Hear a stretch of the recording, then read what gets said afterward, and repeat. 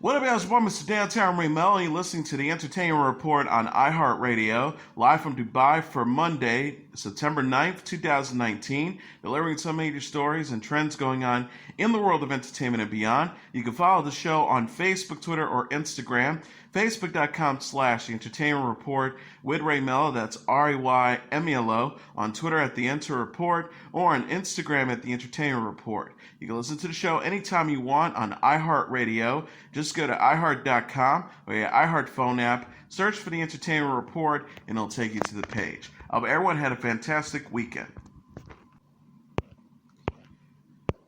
A new independent film, Silo, premiering in communities across the Midwest, focuses on the deadly and common type of farming accident called grain entrapment. The movie called Silo depicts the day that a teenager became entrapped in the 50-foot tall grain bin full of corn and his community working frantically to save him. Sam Goldberg, the film's producer, said, "At first we really thought this topic would be a really good piece of art. But as we did more research and talked to agricultural professors, industry workers, and firefighters, we realized these accidents are frequent and preventable, and farmers wanted this issue depicted in a real manner. Farm grain bin accidents kill dozens of people each year and injure dozens more, according to the Purdue University of Agriculture Safety and Health program. It can usually happen in a number of ways. Usually accidents occur when grain clumps together in the bin, preventing it from flowing out of the container," says Jeff Atkinson, a board member of the Grain Handling Safety Council. The farmer has to enter the container to break up the grains, but when he does that, the grain can easily become quicksand, sucking the farmer down in a matter of seconds. Atkinson says, "When you have an engulfment, that means you are under the grain, fully submerged. An entrapment is when someone is trapped up to about their abdomen and they can't get out. Nearly every full engulfment results in a recovery, not a rescue. We recover the body." In 2018, 27 people died in grain accidents, according to Purdue. 15 of those deaths were entrapments. Experts worry that the number of grain bin deaths will rise dramatically next year. The reason is this year's crop will be likely to harvest when it is all too wet for optimal storage. Heavy and prolonged spring rains and flooding delay farmers across the Midwest from planting this year. That delay means that the crop will have less than dry time for this year. The film's producers have partnered with the Grain Handling Safety Council to create and distribute a safety curriculum for farmers. The Robert Einhard, the Agricultural Safety Program leader at the University of Illinois and a Grain Handling Safety Council board member, said in a statement, "The partners with Silo will present us with a new opportunity to reach audiences. The movie provides entertainment, a way to engage audiences, and spark conversations about farm safety." The film will be shown in selected communities across the country this fall. Its producers are partnering with community organizers to host special screenings. Goldberg, the film's producer, says, "This movie is about changing my philosophy about agriculture and how our food is produced and how appreciative we should be of our farmers. It is a really challenging job, and it isn't getting any easier." Avengers actress Hayley Atwell will sign on to co-star with Tom Cruise in the next Mission Impossible movie. The Hollywood Reporter reported the casting news. Writer director Christopher McQuarrie teased the development with an Instagram post on Friday. McQuarrie captioned a photo of Atwell, "You should choose to accept," which was placed on the dossier with the words "Impossible Mission" written on it. The seventh movie in the series is to open on July 23rd, 2021. Atwell played Agent Peggy Carter in the Avengers and Captain America movies, as well as TV shows Agents of S.H.I.E.L.D. and Agent Carter. Her other credits include Howard's End, The Pillars of the Earth, and Christopher Robin. Todd Phillips' Joker, starring Joaquin Phoenix as the iconic DC Comics villain, won the Golden Lion for Best Film at the Venice Film Festival on Saturday. Phillips said as he accepted the award with Phoenix by his side, "I feel a lot of emotions. I wasn't sure if people would have understood what we were trying to do with at Joker movie. Now I'm sure everyone here has understood. We are very proud of this film." The movie is set for release in the United States on October 4th. Roman Polanski's J'accuse won the Silver Lion Grand Jury Prize. Roy Anderson won the Best Silver Lion Award for Best Director for About Endlessness.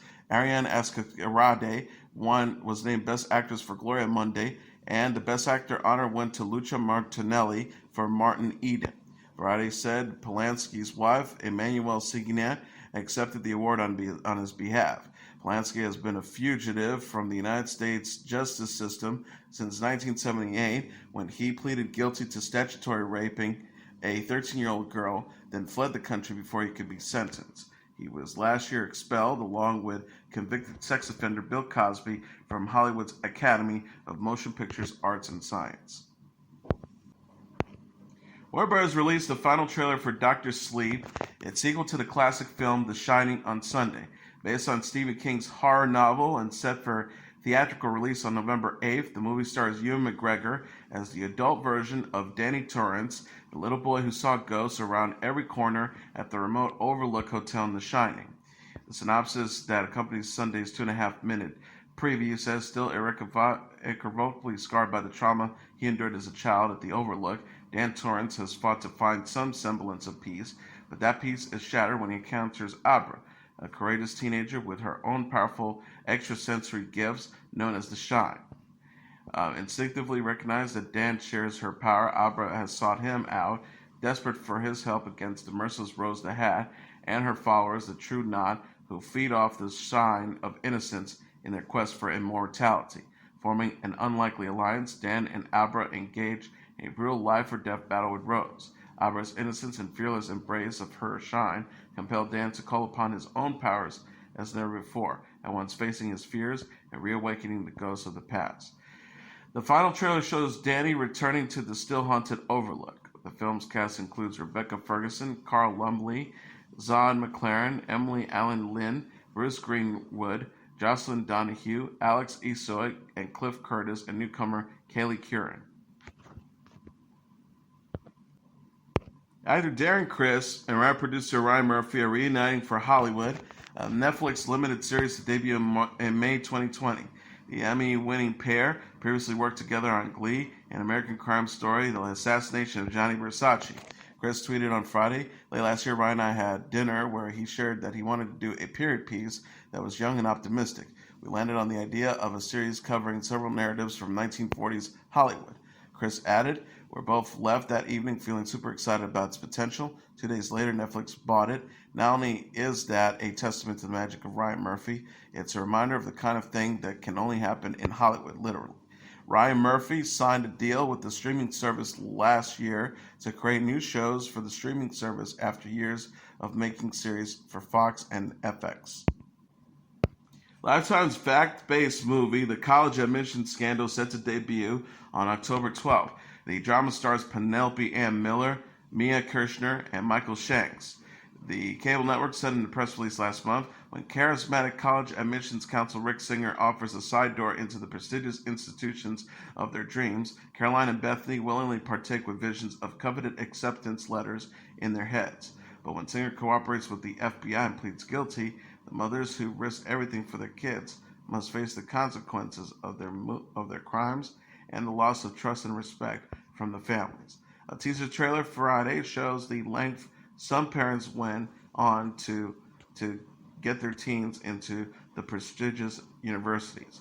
In the minute-long preview, Miller's character can be heard telling her child, "We did this because we thought we were helping you," before she was led away in handcuffs by police. In real life on Friday, federal prosecutors in Massachusetts lowered their recommended sentence for actress Felicity Huffman for 4 months to 1 month for her guilty plea in the college admissions scandal. Huffman pleaded guilty in May to 1 count of conspiracy to commit mail fraud and honest service mail fraud for agreeing to pay Singer thousands of dollars to help her daughter with her college admissions process. Gillian Anderson will play former British Prime Minister Margaret Thatcher in the upcoming 3rd season of The Crown, Netflix announced Saturday. The American actor is joining the all-new cast of the series, which tells the story of the royal family over the course of decades. Anderson says, "I'm so excited to be joining the cast and crew of The Crown and to have an opportunity to portray such a complicated and controversial woman. Thatcher was undoubtedly formidable, but I am relishing exploring beneath the surface and, dare I say, fall in love with the icon who, whether loved or despised, defined an era." The 3rd season of the series debuts a whole new cast of actors. Olivia Colman as Queen Elizabeth II, Tobias Menzies as Prince Philip, Helena Bonham Carter as Princess Margaret, and Ben Daniels as Lord Snowdon. They replaced actors who played younger versions of the same character in seasons 1 and 2. Claire Foy, Matt Smith, Vanessa Kirby, and Matthew Good. Season 3 begins in 1964 and will cover such events as the rise of the Beatles and England winning the the World Cup in 1966. The third season debuts November 17th. Last Man Standing actress Molly McCook has married the theater actor John Krause at the Santa Barbara Zoo in California. McCook tweeted Sunday, "Married the love of my life," along with the link to a People magazine's cover story reporting the wedding. McCook told the People, "When John was on the road, we visited every zoo in each city. We had the most fun together, and no one makes me laugh like John." Krause added, "Our whole relationship has been about shared adventures, and we're so excited to begin a cute new adventure in such an ideal location, which is surrounded by friends and family." Last Man Standing is now filming its 8th season. McCook replaced Molly Ephraim as Mandy in season 7. Talinda Bennington has announced she is engaged to marry her new boyfriend of 2 years after the suicide of her husband, Linkin Park frontman Chester Bennington. Bennington said in an Instagram post on Friday, "I'm overjoyed to announce my engagement to my angel on earth, Michael F. I'm here to tell you that you can find love after tragedy, that a death of a soulmate does not mean the death of you. My family, friends, and my Linkin Park brothers welcome him to the family with open arms. I'll continue to honor Chester and continue my life's mission to make his passing not in vain." TMZ reported the late singer's family is supportive of Bennington's relationship with her fiancé, who is a Los Angeles firefighter. His full name has not been publicly disclosed. E! News noted the Benningtons were married for more than a decade and had a son and 2 daughters together when he hung himself in 2017. He was 41. The funeral was held this weekend in Los Angeles for Rhoda and the Mary Tyler Moore Show actress Valerie Harper. Director James L. Brooks and actors Elliot Gould, Frances Fisher, Connie Stevens, and Jolie Fisher were among the mourners at Hollywood's Forever Cemetery on Saturday, ET Online reported. Attendees at the intimate emotional service were instructed to wear colors, not black, to celebrate Harper's career. People.com said Harper's daughter, Christina Kakati, delivered a eulogy where she quoted Harper as saying during her cancer battle, "I don't have balls, I have steel ovaries." The Dancing with the Stars competitor died on August 30th after a decade-long fight for her life. She was 80. This Us actress Susan Kelechi Watson announced her engagement to Blue Bloods alum Jamie Lincoln Smith on social media this weekend. Watson captioned a photo of herself smiling and holding up her hand near her face, showing off her engagement ring. "Forever, ever, they'll say it's love, and they know it's love. For when they call its name, it will answer to love without hesitation. Me." She also posted a close-up shot of the bauble, which is a large, round sapphire with a thin band adorned with small white diamonds. Pop star Taylor Swift's Lover is the #1 album in the United States. Coming in #2 on the Billboard 200 charts dated Saturday is Young Thug's So Much Fun, followed by Brockhampton's Ginger #3, Lizzo's 'Cause I Love You #4, and Jeezy's Tim M104, The Legend of the Snowman at #5. Right at the top tier are Billie Eilish's When We All Fall Asleep, Where Do We Do? At #6. The compilation CD Quality Control the Streets Volume 2 at #7. Ed Sheeran's #6 Collaborations Project at #8. Chris Brown's Indigo at #9. And Shawn Mendes' self-titled album at #10. The horror sequel It Chapter 2 is the #1 movie in North America this weekend, earning $91 million in receipts, BoxOfficeMojo.com announced on Sunday. Coming in #2 is Angels Have Fallen with $6 million, followed by Good Boys at #3 with $5.4 million, The Lion King at #4 with $4.2 million, and Overcomer at #5 with $3.8 million. Rounding up the top tier are Fast and Furious Presents Hobbs and Shaw at #6 with $3.7 million, The Peanut Butter Falcon at #7 with $2.276 million, Scary Stories to Tell in the Dark at #8 with $2.275 million, Ready or Not at number 9 with $2.229 million, and Dora and the Lost City of Gold at number 10 with $2.17 million.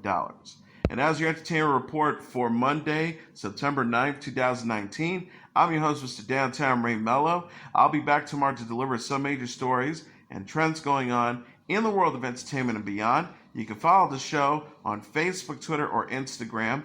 Facebook.com/The Entertainment Report with Ray Melo. That's RAYMELO. On Twitter at The Enter Report, or on Instagram at The Entertainment Report. You can listen to this episode or any previous episodes of The Entertainment Report anytime you want on iHeartRadio. Just go to iHeart.com or your iHeart phone app, search for The Entertainment Report, and it'll take you to the page. Good night, and God bless you all.